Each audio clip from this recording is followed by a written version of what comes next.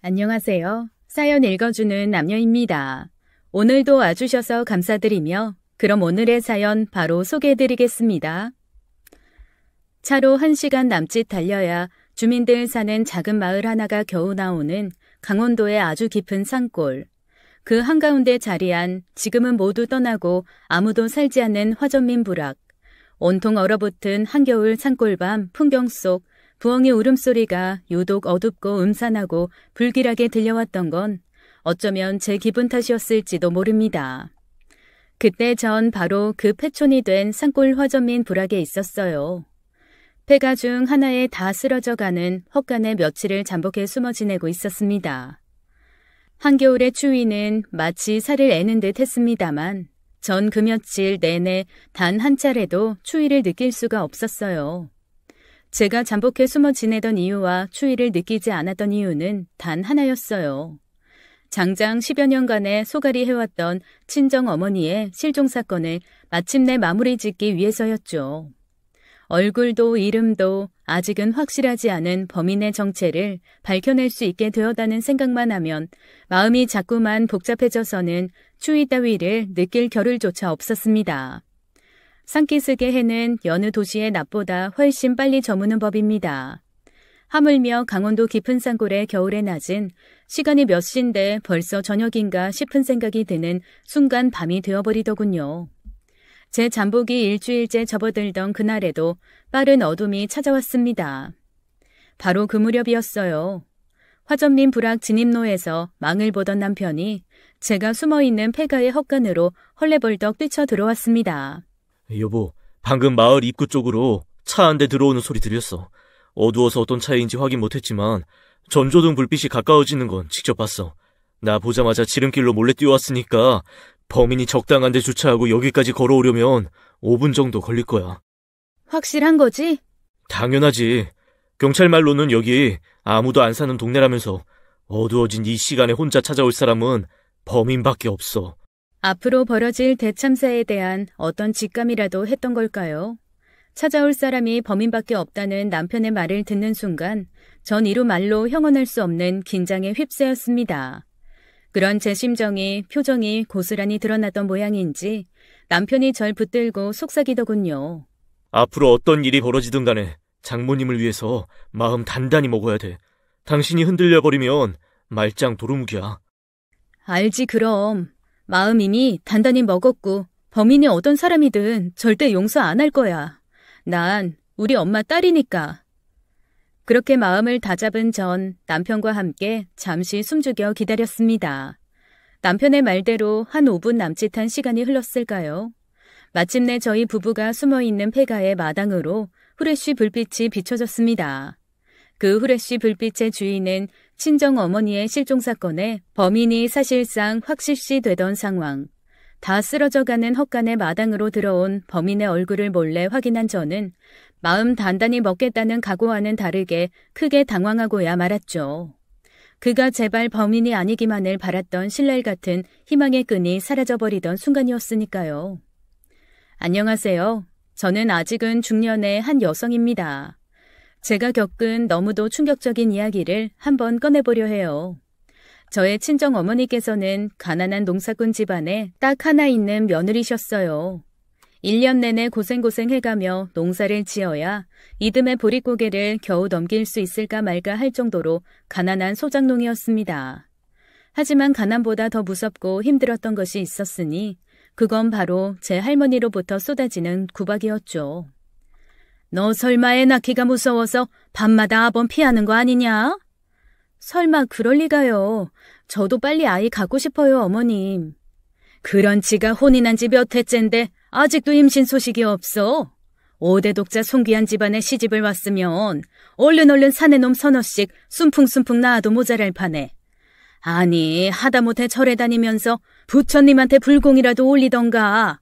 아침 저녁 나절로 정화수 떠놓고 삼신할머니께 문안 인사라도 올리든가. 무슨 정성이라도 보여야 할 거 아니냐고 이것사. 저의 친가는 무려 5대 독자, 손이 무지하게 귀한 집안이었어요. 그래서 아들을 낳지 못한 친정어머니께서는 할머니에게 그야말로 죄인 취급을 받으면서 사셔야만 했죠. 그때까지만 해도 애 못 낳은 건 오로지 며느리 잘못이었던 시절이었으니까요. 결국 어머니께선 아이를 낳기 위해 참 많은 고생을 겪으셨다고 해요. 할머니가 동네에 애를 많이 낳은 아낙들의 속옷을 빌려다가 제 어머니에게 억지로 입혀놓는 것은 일상다반사일 지경이었습니다. 또 할머니는 보름달이 뜨는 달마다 애 많이 낳은 부부의 방으로 제 친정 부모님을 억지로 밀어 넣으셨어요. 그때마다 어머니께서는 민망함을 무릅쓰고 할머니의 강요에 따를 수밖에 없었습니다. 행여 할머니의 뜻을 거역했다가는 어떤 불벼락이 떨어질지 몰랐으니까요. 그런 우여곡절 끝에 첫 아이를 임신한 제 어머니께서는 할머니에게 아주 극진한 대접을 받게 되었지만 첫 아이로 딸아이인 제가 태어나자마자 돌변한 할머니의 차가운 태도와 마주하셔야 했어요. 결국 어머니는 할머니의 성화에 미처 풀리지도 않은 몸을 이끌고 밭일을 나가셔야 했습니다. 하지만 슬픈 일은 거기서 끝이 아니었어요. 얼마 지나지 않아 할머니가 처음 보는 여인 하나를 집으로 데리고 왔다더라고요. 인사하거라. 이 집 둘째 며느리다. 둘째 며느리라뇨? 이 집의 남자는 아범 하나밖에 없는... 어머님, 설마... 난 떡두꺼비 같은 손주만 얻으면 그만이니 그리 알거라. 딸 낳은 널 그 길로 소박 안 놓은 것만으로도 감지덕지하고. 그날 어머니께서는 당장이라도 도망치고 싶은 마음이 굴뚝 같으셨다고 합니다. 하지만 어린 제가 눈에 밟혀서 도무지 발길이 떨어지지가 않으셨대요. 행여나 남겨진 제가 할머니 구박을 받을까 봐서요. 그렇다고 피덩이인 절 데리고 당장 어디 신세질 곳도 없는 처지기도 했습니다.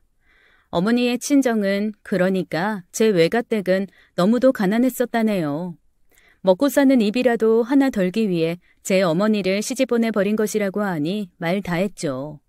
그렇게 집에 남게 된 어머니는 날로 금슬이 좋아지는 남편과 둘째 부인을 보며 매일 밤 설움을 삼켜야만 하셨대요.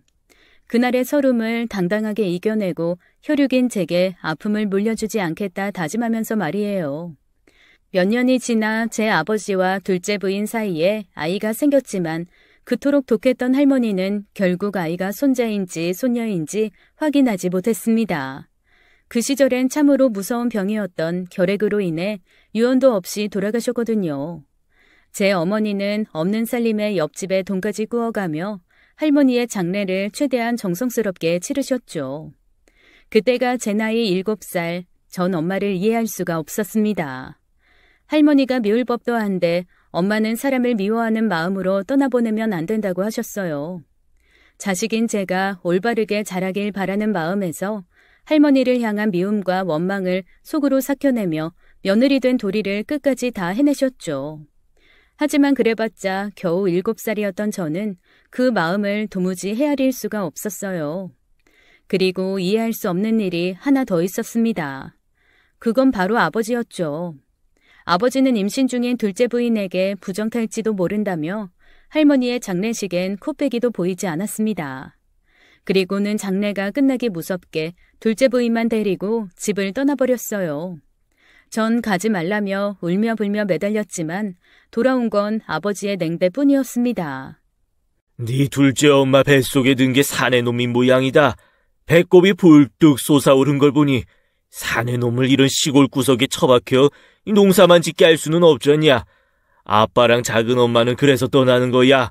곧 태어날 네 동생을 부족함 없이 잘 가르쳐서 우리 집안 일으킬 큰 사람으로 만들기 위해서. 그럼 나랑 엄마는요? 네? 산입에 풀칠이야 하겠냐. 알아서들 잘 먹고 잘 살거라. 아무리 딸 자식보다 아들 자식이 훨씬 더 귀한 대접받는 시절이었다지만 아무리 그래도 아버지는 저와 어머니께 좋은 부모와 남편은 절대 아니었습니다. 집에 돈 될 만한 것들은 죄다 가지고 가버렸으니까요. 저와 어머니가 더 독한 가난에 시달리거나 말거나 신경도 쓰지 않고 시골에 방치해두다시피 하고 떠났습니다. 위기는 때로 사람을 더 강하게 만든다고 했던가요? 아버지가 떠난 직후 어머니는 참으로 치열하게 살았습니다. 그리고 전 어머니의 가르침에 따라 그야말로 죽어라 공부했어요. 비록 학생들 몇 명 없는 시골 작은 분교였지만 시험 때마다 전교 1등을 꿰찼고 국민학교 6학년 때는 학생회장에도 당선이 되었죠. 어머니께서도 소장농 일에 최선을 다하셨어요. 혼자 장정 3인분 일을 거뜬히 한다는 이야기를 들으실 정도로 열심히셨습니다. 덕분에 집안 사정이 어느 순간부터 눈에 띄게 좋아지기 시작하더니 제가 고등학교 진학을 앞둔 무렵에는 서울 한복판 명문여자고등학교에 보내주실 수 있을 정도까지 되었죠. 그런 저의 모녀를 두고 동네 사람들의 칭송이 자자했습니다. 명문여자고등학교 입학할 정도로 공부를 잘한 아이는 동네에 저 하나였던 때다가 서울 한복판 자취방과 학비 뒷바라지 해줄 수 있는 부모도 동네에 저희 어머니 혼자셨거든요. 그 대단한 일을 동네 제일 가난했던 모녀가 이루었으니 동네 사람들 입장에서는 지켜보는 것만으로도 자신들 일처럼 감동스러웠을 거예요. 더 놀라운 건 어머니께서 거기서 그치지 않았다는 것이었어요. 제가 명문여고 입학을 위해 집을 떠나던 날 밤 어머니께서 웬 문서들을 제 앞에 보란 듯이 펼쳐놓으셨습니다. 이게 다 뭐예요? 엄마, 혹시 이거 땅 문서야? 엄마가 너 몰래 고향 떠나는 이웃들 땅을 조금씩 사모았어. 그러다 보니 땅 문서도 이렇게 많아졌네. 뿌듯해하는 어머니의 미소를 보자 순간 저는 눈물이 핑 돌았어요. 그 땅들을 사모으기 위해 어머니께서 얼마나 아끼고 또 아끼셨을지 눈에 선해서요. 제 가슴을 더 울렁이게 만들었던 건 평소 어머니께서 저한테만큼은 10원 한 장 아낀 적이 없다는 사실이었죠. 네, 맞아요. 어머닌 당신 잡수실 밥그릇을 줄여 땅을 사모으셨던 겁니다. 오로지 자식인 제 뒷바라지와 가난을 물려주지 않기 위해서요. 하지만 전 자식된 마음으로서 가슴 한켠이 짠하게 아려왔죠. 그렇게 전 어머니의 뜨거운 자식 사랑을 받아 서울 한복판 명문여고에 입학했는데요. 어머니의 깊고 깊은 사랑이 하늘마저 감동시켜버린 모양이었습니다. 전 하늘이 내린 감동의 선물을 고등학교 담임 선생님께 처음으로 전해들었어요. 우리 은숙이 아무 걱정 없이 공부 열심히 해서 훌륭한 사람 되라고 하늘이 큰 선물을 내린 모양이네. 선물이요? 어머님 계신 본가가 서울 끄트머리에 있는 양재천 근처라고 했지? 네, 거기서 농사 지으세요. 논밭밖에 없는 시골이거든요. 지금이야 그렇지만 곧 그 동네 땅값 많이 오를 거야. 그 지역이 아주 크게 개발된다고 오늘 아침에 발표가 났거든. 담임 선생님의 말씀은 곧 사실이 되었습니다. 솔직히 저와 어머니는 처음엔 솔직히 겁이 많이 났어요. 자고 일어나면 땅값이 얼마나 무섭게 치솟고 매일같이 땅 팔라는 사람들이 얼마나 많이 찾아오던지 대체 어느 정도였길래 겁까지 먹을 정도였냐고요. 제 고향 시골 마을이 바로 지금의 강남 대치동이랍니다. 대치동은 지금까지도 대한민국에서 땅값 제일 비싼 지역 중에 한 곳이죠. 덕분에 저와 어머니는 하루아침에 큰 부자를 눈앞에 두게 되었지만 고향 땅값이 치솟는다는 소식은 저희 모녀를 버리고 떠난 뒤로 편지 한 통 없던 아버지의 귀에도 들어갔어요. 아버지가 혼자 쳐들어와서는 한 며칠 행패를 부려댔습니다. 돈 욕심에 아나무인이 되어서는 살림살이를 때려 부수는 등 아주 난리도 아니었죠. 땅 문서 가져와. 그걸 왜? 당신이 무슨 자격으로? 무슨 자격이긴. 내가 당신 법정 남편이야 이 사람아. 안사람 재산은 원래가 전부 남편 재산인 거고 그러니 결국 전부 다 내가 주인인 셈이지. 하물며 주인이 내 재산 내가 찾아가겠다는데 어따 대고 자격 어쩌구야. 어린 딸 자식이야 가난에 굶어 죽든 말든 방치해둔 채로 둘째 부인 치마폭에 쌓여 나가버려 놓고서는 근 10년 동안 소식 한 통 없던 주제에 이제 와서 당신 재산이나 다 내놓으라고? 당신이 그러고도 인간이야? 이게 확 기어이 매를 번다. 응? 아나, 그래 때려라 때려. 내 여기서 맞아 죽는 한이 있더라도 한 푼도 못 넘겨. 내 목숨으로 지켜서라도 이 재산 전부 우리 은숙이한테 줄 거야. 그런 행패가 몇 날 며칠을 이어졌어요. 보다 못한 고향 장정들과 어르신들이 나섰습니다. 특히나 이장님의 분노가 아주 대단했어요. 예끼, 그러다 천벌받아 이 사람아. 가족 문제입니다. 이장님은 좀 빠지시죠. 남의 일에 참견하다 봉변 치르지 마시고. 은숙애미 평생을 지켜본 우리야. 그 여인이 얼마나 훌륭한 어머니인지 평생을 똑똑히 지켜봐왔다. 그 딸 자식이 어떻게 어머니를 닮아가며 훌륭한 어른으로 자라왔는지도 다 지켜봤고, 그런데 이 사람아, 우리가 어떻게 남이야? 따지자면 은숙이 동네 삼촌 이모뻘이지. 무슨 조선시대도 아니고 가짱게 정말.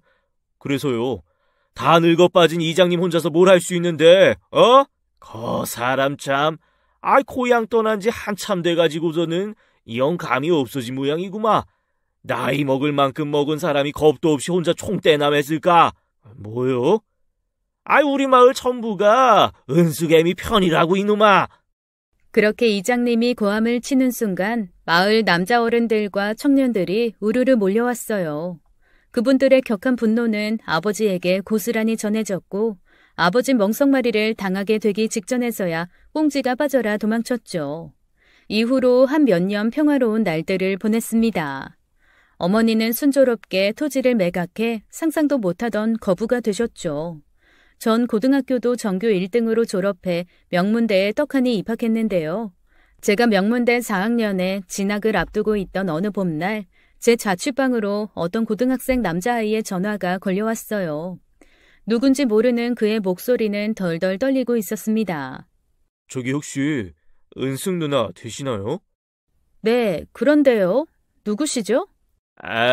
저는 저희 아빠 아들인데요. 순간 전 직감했어요. 둘째 부인의 자식, 그러니까 제게는 배다른 남동생의 전화라는 것을 말이죠.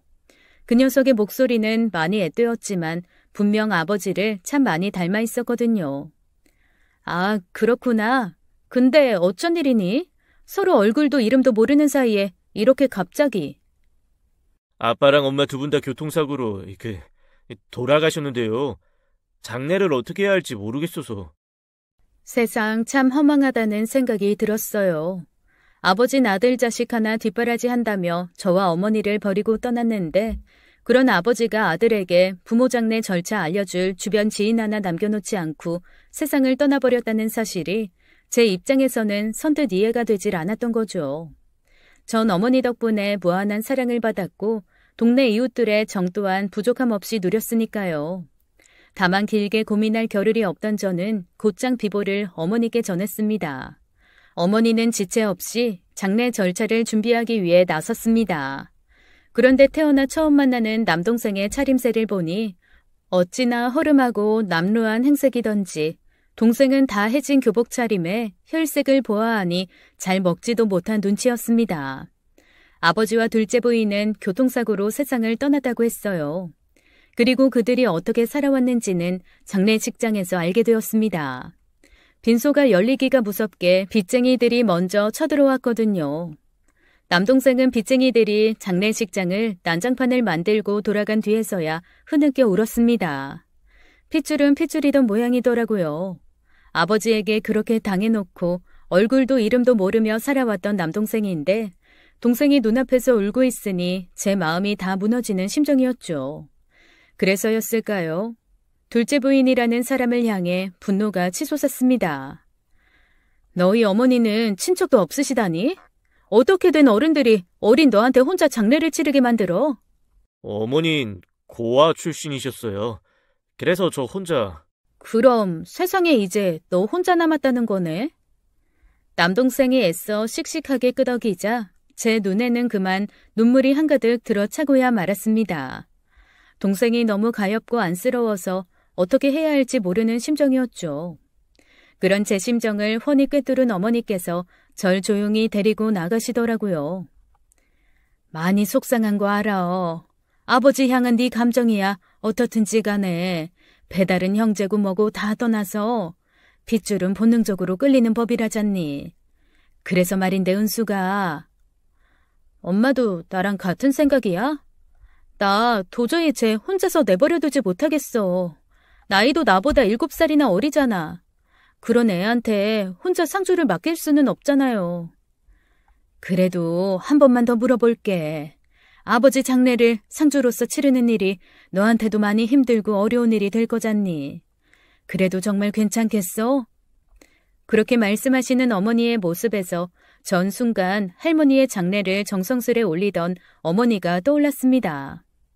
미워하는 마음으로 사람을 보내면 그 업보가 결국엔 자신한테 돌아오는 법이라며 엄마처럼 미움과 서름을 이겨내면서 올곧게 살아가는 사람도 있다는 걸 나한테 가르쳐주고 싶어서 할머니 장례에 더 정성을 쏟는 거라고. 그치, 그랬었지. 그렇게 배우고 자란 제가 어떻게 이 상황을 외면해요. 엄마가 평생을 가르쳐주었던 것처럼 반듯하게 행동해야지. 비로소 저와 어머니는 아버지의 장례를 성심성의껏 모시기로 다짐했고 혼자 된 남동생과 함께 남부럽지 않을 장례로 고인들을 보내드렸어요. 장례를 마치며 전 제가 참 반듯하게 잘 자랐다며 스스로를 다독였죠. 하지만 어머니의 훌륭함은 감히 제가 넘어설 수 없이 무한한 것이었습니다. 이제 어쩔 생각이니? 장례 상황 봐서는 생활을 돌봐줄 어른들도 안 계실 것 같던데. 어떻게든 살아봐야죠. 도와주셔서 감사합니다, 큰어머니. 그래도 넌 네 아버지처럼 앞뒤분간 못하는 성민은 아닌 모양이구나. 내가 얼마나 어색하고 껄끄러운 사람일 텐데 꼬박꼬박 큰어머니라고 존대해주는 거 보면. 은숙이 누나 얼굴이 저랑 많이 닮았더라고요. 그래서 생각했어요. 누나랑 전 어쩔 수 없는 남매. 죄송합니다, 큰어머니. 죄송하긴 틀린 말 하나도 없는데 누가 뭐래도 너랑 은숙이는 한 핏줄을 나눈 남매야. 그리고 나도 너에게 가족이 되어보면 어떨까? 네? 날 엄마로 받아들여달라고 강요는 하지 않을게. 다만 오래오래 공들여서 조금씩 천천히 너에게 새 보금자리가 되어주고 싶다. 진심으로. 그 말이 떨어지기 무섭게 동생은 또 울음을 터뜨렸어요. 어머니께선 그런 동생을 포근하게 끌어안아 토닥이셨죠. 그래서 제가 어머니의 훌륭함은 감히 넘어설 수 없이 무한하다는 생각을 하게 된 것이었습니다. 어머니 입장에선 둘째 부인은 남편을 뺏어간 원수나 다름없을 텐데 그런 둘째 부인의 아들을 자식으로 품어주시겠다니 아무나 할 수 있는 일은 아니었죠. 저 또한 엄마의 뜻을 따라 동생을 제 가족으로 흔쾌히 받아들였습니다. 동생은 어머니 품에서 빠르게 안정을 찾아 나갔어요. 저에게 베풀어 주셨던 자식사랑 그대로를 동생에게 쏟아주셨습니다. 저 또한 동생에게 누나로서 삶의 길잡이가 되어주려고 노력했죠. 박사학위를 취득하며 대학원을 졸업한 후 모교인 대학의 시간 강사로 활동하기 시작해 정규 교수로서의 꿈을 향해 노력했습니다. 그러는 짬짬이 동생에게 과외도 해주었고요. 동생 또한 저희 모녀의 가족 사랑에 부응이라도 하려는 듯 열심히 공부해 저보다 좋은 명문대에 떡하니 합격하더니 수석으로 졸업까지 해버렸죠. 그러는 사이 어머니의 연세는 어느덧 노년에 접어들기 시작했고 마침내 교수 임용에 성공한 전 대기업 다니는 좋은 남편을 얻었습니다. 그리고 몇 년 뒤 저희 모녀에겐 남동생을 장가보내야 하는 시간이 다가왔죠. 동생이 축복 가득한 결혼식을 올리던 날 혼주석에 앉은 어머니는 어찌나 많은 눈물을 흘리시던지요. 동생이 신혼여행에서 돌아오던 날 어머니께선 그간 손수 관리해오던 통장들과 재산들을 동생과 올케에게 맡기셨어요. 다만 제가 딸이어서 남동생에게 맡기셨던 건 아니었습니다. 오히려 어머니께서는 저를 배려해 주신 거였죠. 마침 저는 중요한 연구를 맡아 논문 준비에 끼니 챙길 새도 없이 바쁜 날들을 보내고 있었던 데다가 동생은 저희 모녀에게 친혈육과도 같은 가족이었으니까요. 이에 동생은 10원 한 장 허투루 낭비하지 않겠다, 욕심내지 않겠다 철석같이 약속했고 그 약속을 철저하게 지켜나갔습니다. 그렇게 모든 것들이 행복에 겨운 날들이었어요. 저희 부부와 동생 내외 모두 금술 좋고 화목한 부부였고 제 교수일도 그 무렵 동생과 올케가 함께 시작한 사업도 전부 승승장구했습니다. 자식 잘 키워 시집장가 보내놓은 어머니께서는 모든 부모 마음이 그러하듯이 더는 바랄 것 없이 만족하며 사셨어요. 그런데 어쩌면 그 달콤한 행복의 시간들이 제 눈을 멀게 만들었을지도 모릅니다. 어머니 인생의 평생에 걸친 불운의 그림자가 조금씩 저희에게 다가오고 있었어요. 그 불운의 그림자는 바로 어머니의 건강 문제였습니다.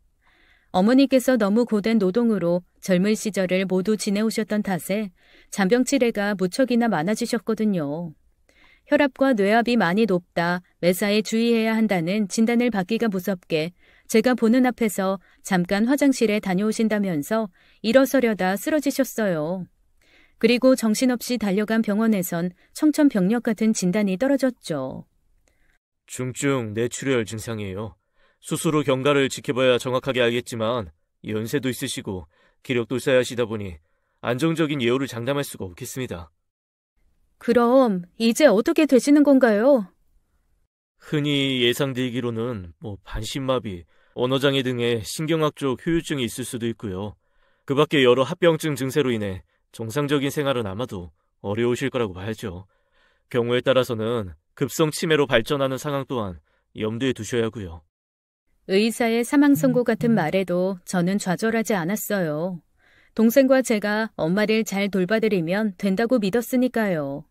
하지만 수술해서 회복하신 어머니께서 방긋 웃으며 제게 건넨 첫마디에 전 결국 돌아서서 몰래 오열할 수밖에 없었습니다. 엄마? 우리 엄마 맞죠? 엄마! 제 아무리 각오를 단단히 다졌다 한들 그 상황에 무너지지 않을 자식이라는 게 세상에 있기는 할까요? 어머니는 치매였습니다. 그날 이후로 어머니는 일상의 절반을 7살 어린이로 살게 되셨어요. 나머지 절반은 노년의 어머니로 돌아오셨지만 지켜보는 자식 입장에서는 노년의 어머니로 돌아오시지 않기를 바랐습니다. 그게 무슨 망발이냐고요? 어머니가 노년의 모습으로 돌아오는 게 대체 왜 싫은 거냐고요? 어머니께서 노년의 모습으로 돌아올 때마다 이렇게 말씀하셨으니까요. 엄마가 너무 미안해. 늙으면 죽어야 하는데 괜히 몹쓸 병이나 걸려가지고서는 자식들한테 민폐나 끼치고. 그토록 강한 분이던 어머니께서도 자신의 병 앞에서 많이 약해지시더군요. 저와 동생은 그저 어머니에게 최선을 다할 뿐이었습니다. 그런데 왜 나쁜 일은 한 번에 몰아치는 걸까요? 동생의 사업에도 먹구름이 끼기 시작했어요. 아주 갑작스럽게 부도 위기가 찾아오고야 말았죠. 서브프라임 모기지 사태라는 이름의 미국발 금융위기 탓이었습니다. 저 또한 대학의 연구비가 줄어들어 이래저래 마음고생을 시작하게 되었고요. 하지만 그때까지만 해도 저희는 우애 좋고 효심 깊은 남매였어요. 각자 어려운 상황 속에서도 어머니를 번갈아가며 잘 모셨거든요. 그러던 어느 날 바로 그 사건이 터져버리고야 말았죠. 사건의 시작은 학교 연구실에서 연구를 하던 저에게 올케가 전화 한 통을 걸어오면서부터 시작되었습니다. 네, 형님, 바쁘세요? 아니야, 괜찮아. 올케가 우리 엄마 때문에 고생이 많지? 에이, 뭘요. 며느리도 자식인데 당연히 자식 노릇하면서 살아야죠. 지금도 어머님 모시고 봄나들이 가고 있어요. 봄나들이? 어디로? 제 지인 중에 작게 농사 짓는 분이 계신데요. 그분 밭에 어머니 모시고 쑥 뜯으러 가는 길이에요. 잘됐다. 엄마 원래 농사 짓는 분이셨잖아. 도시살이가 얼마나 갑갑했겠어. 조용히 잘 모시고 다녀와. 갔다 와서 엄마 모시고 맛있는 저녁 먹으러 가자. 올케, 고마워. 내가 동생만큼 올케 많이 믿고 의지하는 거 알지? 그렇게 전화를 끊고서는 기분이 좋았습니다. 어머니와 함께 시골 살던 시절의 추억이 몽글몽글 피어오르면서 덩달아 힘든 연구도 착착 잘 진행되어가는 것 같은 느낌이었죠. 몇 시간 뒤에 올케에게서 문제의 그 전화가 걸려오기 전까지는 말이에요. 형님, 큰일 났어요. 왜? 무슨 일인데? 엄마 또 쓰러지셨어? 그게 아니라 어머님이 없어지셨어요. 무슨 소리야 그게? 엄마가 없어지다니. 자세히 좀 얘기 좀 해봐. 저랑 남편이 쑥 뜯느라고 잠깐 눈을 뗀 사이에 어머님께서 어디론가 가버리셨는데 마을 사람들이랑 동네 약초꾼들까지 전부 나서서 계속 찾아다녀도 보이질 않으세요. 이에 저와 남편은 만사 제쳐두고 곧장 현장으로 달려갔는데요. 동생과 올케가 세상 끝난 사람처럼 망연자실하니 주저앉아 있더라고요. 어떻게 됐어? 엄마는? 아직 동네 사람들이 계속 찾고는 있는데 근처가 온통 산밖에는 없어가지고. 근데 넌 왜 그러고 앉아있니? 어? 마을 사람들도 다들 고생하고 있는데 아들인 넌 여기서 뭐하고 있는 거야? 진정하세요, 형님. 이 사람도 어머님 찾아 나섰다가 발목을 좀 심하게 다친 모양이에요. 그래서 어쩔 수 없이 잠깐 수색에서 빠진 거고요. 그래, 누나. 주변 산세가 워낙 험해. 산 타는 게 직업인 약초꾼들도 길 잃는 일이 종종 생긴다더라.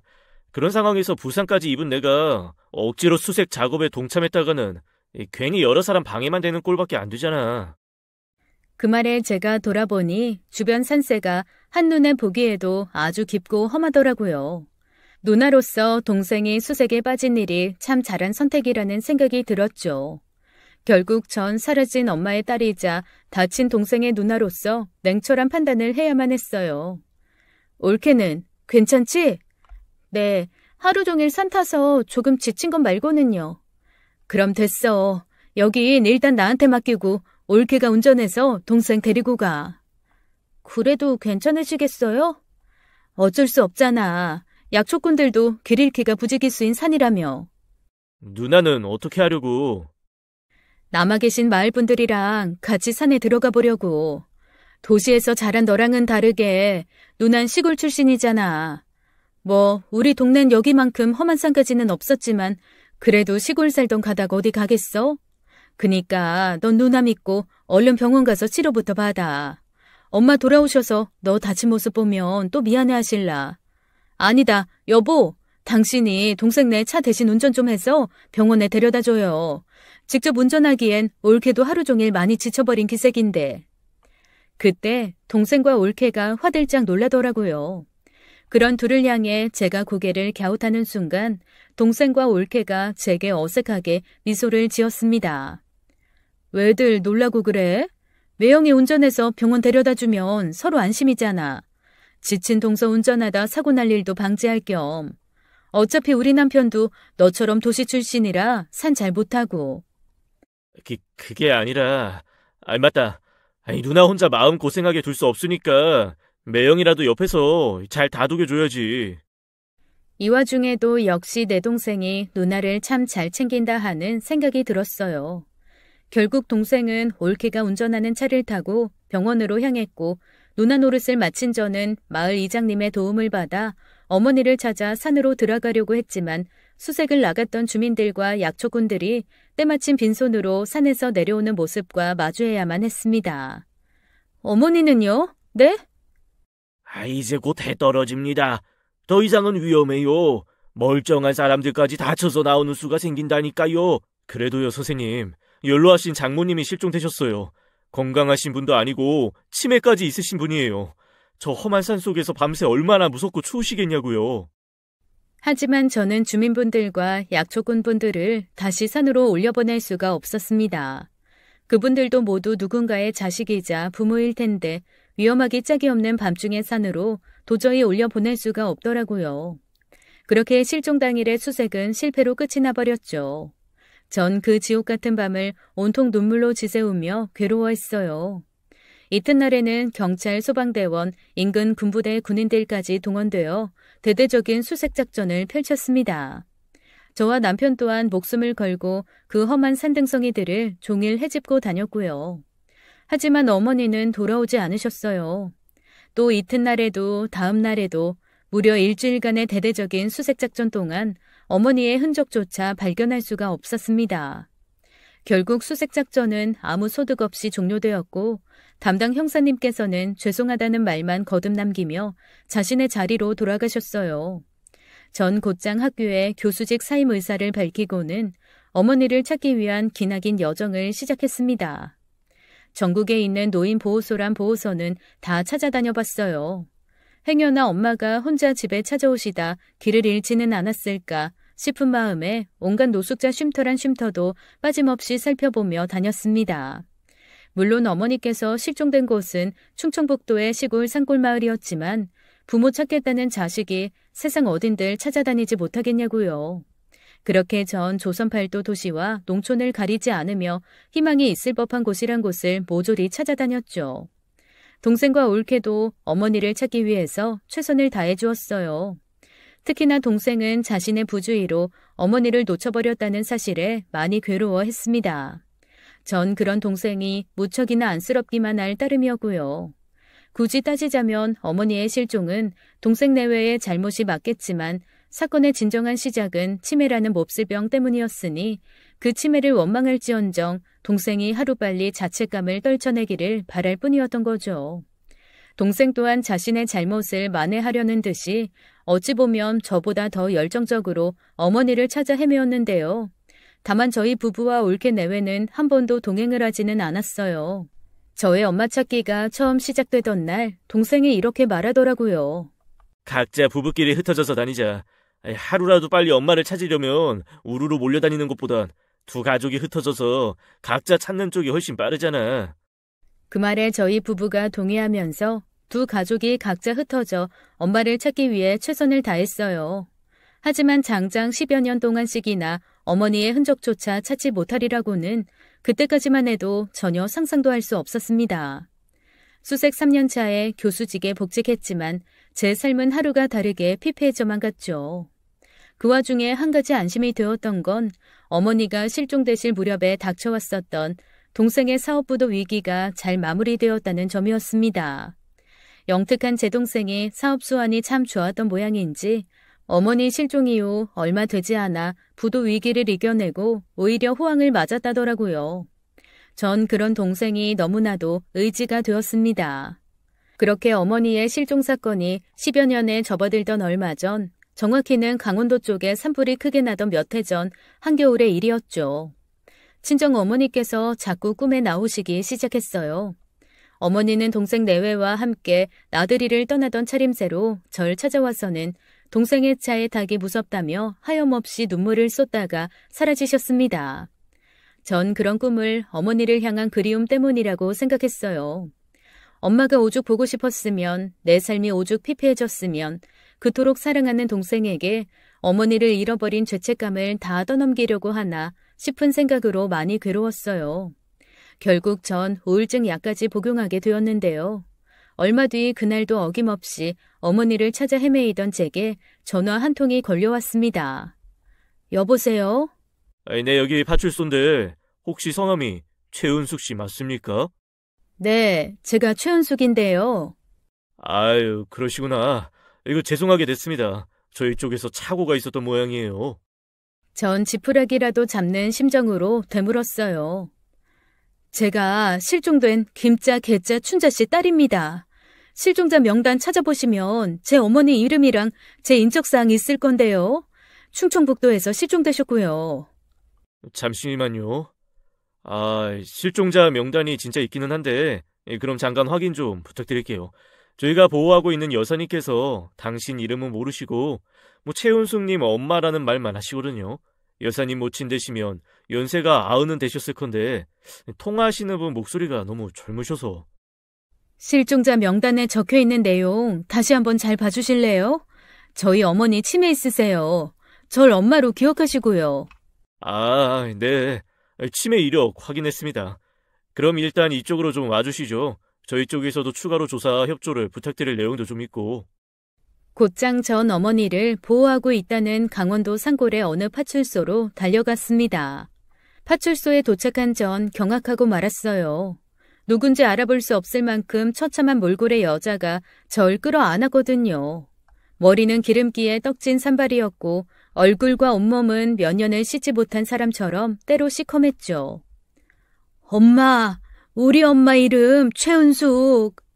그분의 얼굴을 한참 바라보다 음성을 들은 후에야 깨달았어요. 제 어머니란 사실을요. 많은 고생을 하셨을 거라고는 내심 짐작은 하고 있었지만 막상 가슴 아픈 몰골을 하고 계신 엄마를 마주하니 참으로 감정이 주체가 안 되더라고요. 그렇게 저 미어지는 심정을 차마 추스를 겨를도 없이 어머니를 목욕탕으로 모시고 갔어요. 제 손으로 직접 어머니의 몸에 때를 벗겨내며 몰래 참 많이 울었습니다. 어머니께서 그간 얼마나 제대로 먹지를 못하셨는지 아주 앙상하게 말라 계셨거든요.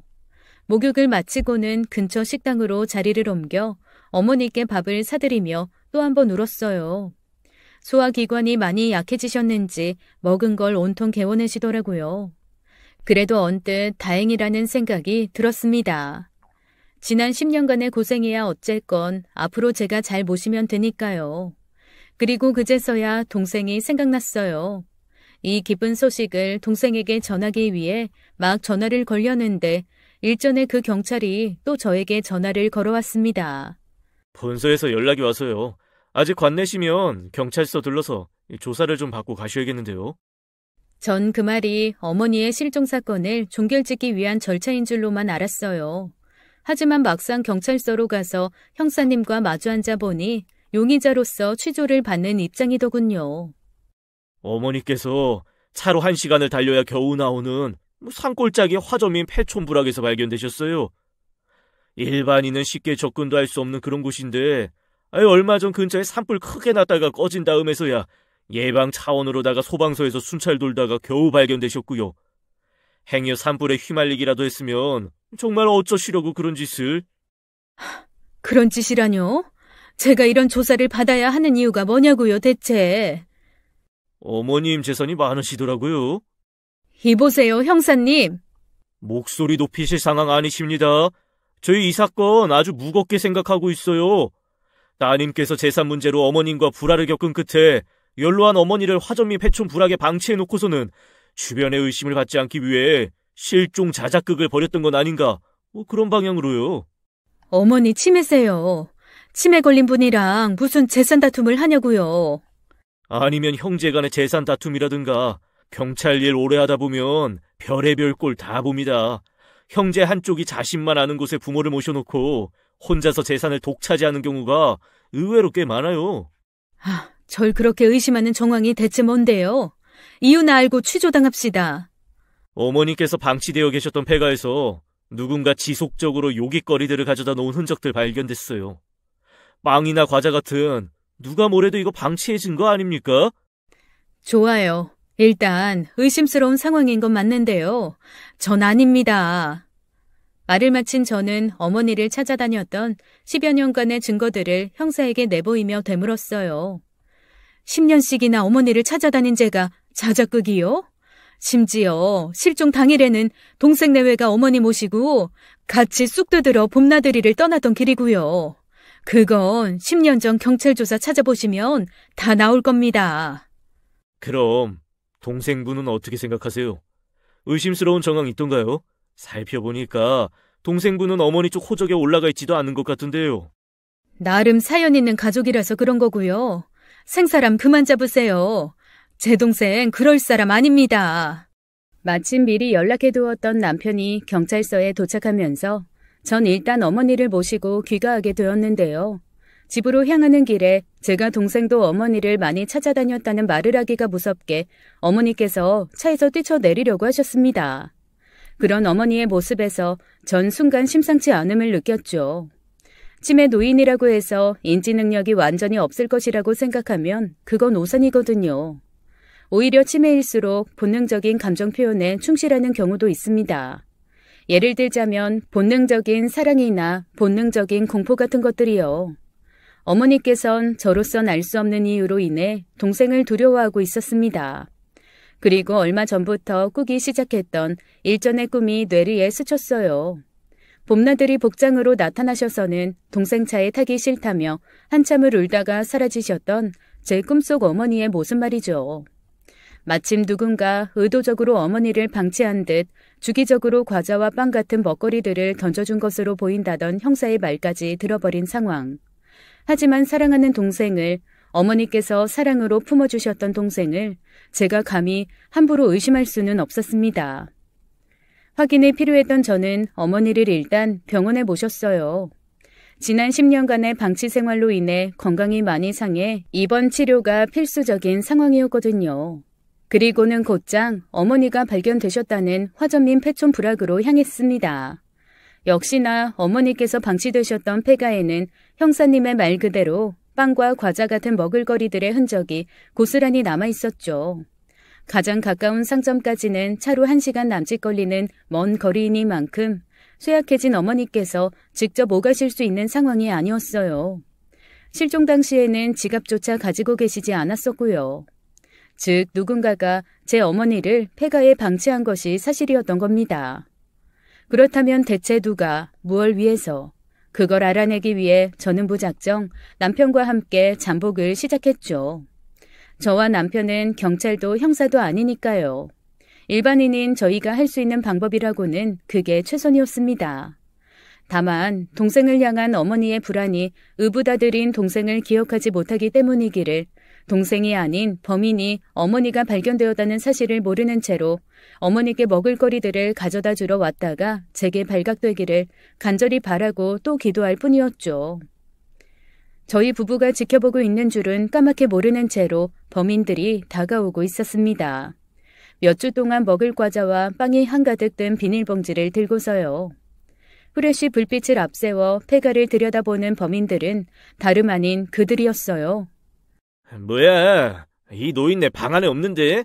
에이, 그럴 리가. 정신도 온전치 않은 노인네가 다 죽어가는 몸을 이끌고 혼자서 가면 어딜 간다고. 봐, 아무도 없잖아. 혹시라도 누가 와서 노인네 찾아낸 거 아니야?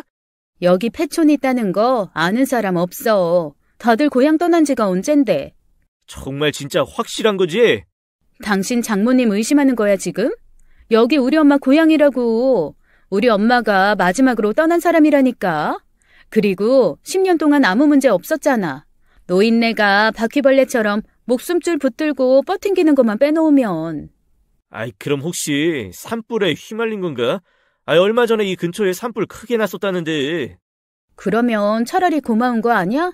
우리가 10년 동안 왜 수시로 먹을거리 갖다 바치고 있었는데 아무리 그놈의 돈 때문이기는 했어도 그렇다고 차마 사람을 우리 손으로 직접 삼도천에 배태워 저승 보낼 수는 없으니까 그런 거잖아. 하긴 그놈의 돈만 아니었어도. 혹시라도 죄책감 갖지 마. 덕분에 어머님 재산 필요할 때마다 쏙쏙 빼먹어가면서 회사 부도도 맞고 지금껏 애지중지 잘 키워왔으면서 뭘. 네, 그랬습니다. 어머니의 실종 사건은 돈을 노린 동생 내외의 자작극이었어요. 과거 어머니께서는 연구와 논문 작성으로 바쁜 저를 배려해 당신의 통장과 재산의 관리를 동생 내외에게 맡겼었습니다. 저 또한 동생을 친혈육으로 생각했기에 흔쾌히 동의했었고요. 바로 그게 화근이었던 겁니다. 그놈의 억소리 우습게 나오는 재산과 돈노름이 동생을 악마로 만들고야 말았던 것이었죠. 미국발 경제 위기로 인해 애지중지하던 사업이 부도 위기에 몰렸겠다. 마침 어머니께선 자기가 누군지도 모르는 치매 환자셨겠다. 얼마나 달콤한 유혹이었겠냐고요. 그런 제 심증은 이어지는 동생의 한마디를 통해서 확실해졌어요. 이대로 그 노인네 어디 변사체로 발견되면 우리야 오히려 좋지. 우리가 직접 그러지 않으면서도 자연스럽게 상속 얘기로 넘어갈 수 있으니까. 히히낙낙 웃어가며 자리를 뜨는 동생 내외의 뒷모습을 보며 전 당장에라도 뛰쳐나가 두들겨 패버리고 싶은 마음이 굴뚝 같았어요. 하지만 남편이 절 한사코 잡아 말렸죠. 동생 내외의 모든 대화는 휴대폰으로 녹음이 되고 있었지만 대화의 당사자가 아닌 제3자가 몰래 녹음한 파일은 법정에서 증거 능력이 없으니까요. 이후로 한동안 전 탐욕의 증거를 잡아내기 위해 동분서주했습니다. 가장 먼저 한 일은 저를 어머니의 성견 후견인으로 지정하는 것이었어요.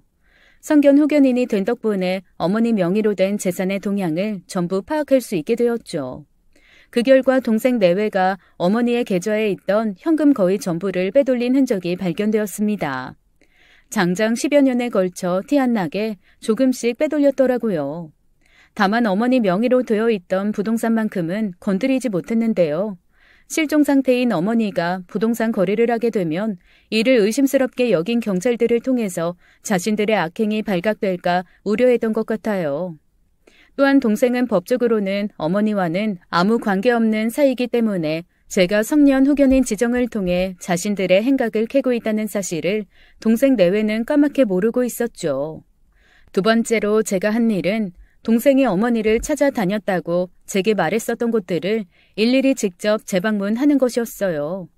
시간이 오래 지난 곳들에서는 기억이 잘 안 난다는 대답을 받았지만 동생이 근래에 방문했다는 곳들에서는 달랐죠. 제가 동생의 사진을 보여주자 그런 사람들 없다는 대답이 돌아왔거든요. 실종된 노모를 찾아서 방문하는 사람이 몇 년에 한 번 있을까 말까 한 일이니 동생이 찾아왔더라면 자신들도 분명하게 기억하고 있을 거라면서요. 덕분에 거의 모든 퍼즐이 맞추어지게 되었습니다. 이제 제게 남은 건 두 가지였어요. 계좌에서 돈을 빼돌린 흔적만 가지고는 부족했죠. 어머니께서 동생 내외에게 직접 관리를 맡기셨던 것까지는 사실이니까요. 다른 한 가지는 동생 내외가 어떻게 실종 자작극을 벌였는가 하는 점이었습니다. 실종 자작극의 증거를 잡기 위해 며칠을 고심하던 저는 동생이 부동산만큼은 건드릴 수 없다는 사실에 주목했어요. 동생이 자신을 품에 안아주신 은인에게 해코지할 정도로 돈에 눈이 팔린 사람이라면 결국에는 그 돈이 동생을 꿰어낼 수 있을 거라는 판단을 했던 거죠. 그렇게 전 동생에게 마치 아무 일도 없었던 사람처럼 전화를 걸었습니다.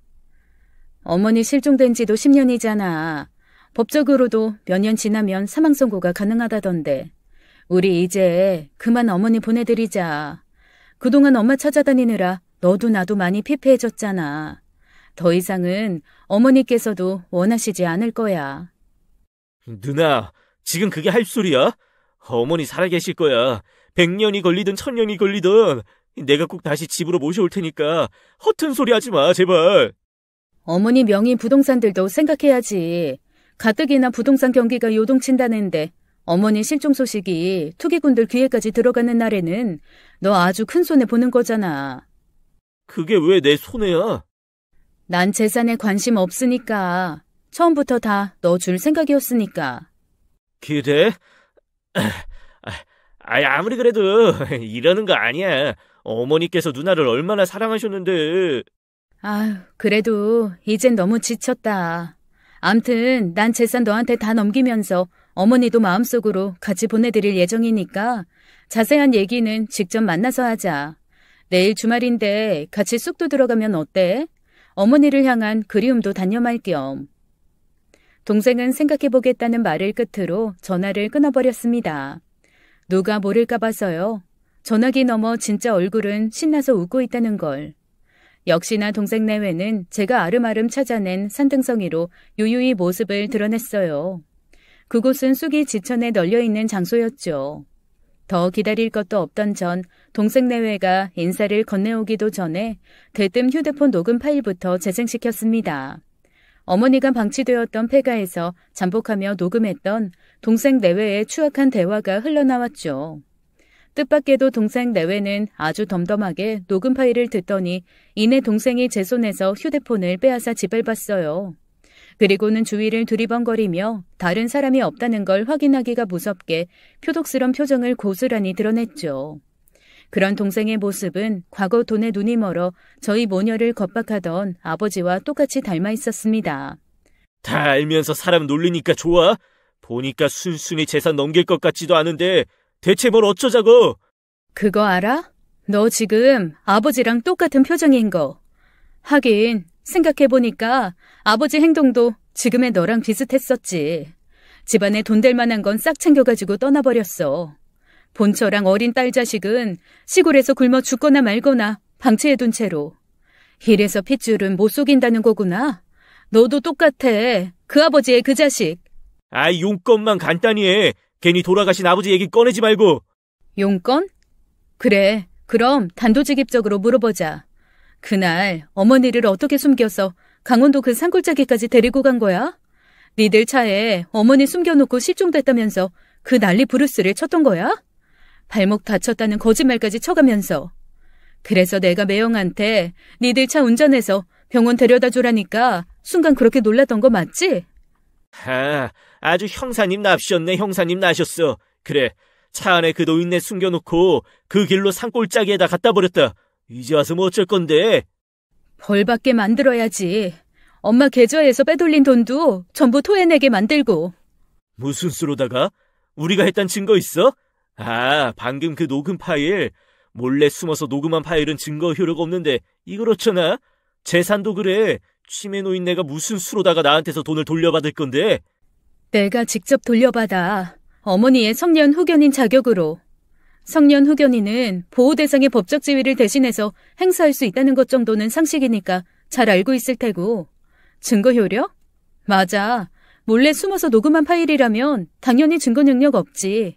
근데 하고 말하며 저는 주머니에 숨겨두었던 두 번째 휴대폰을 동생 내외를 향해 보란듯이 뽑아들었습니다.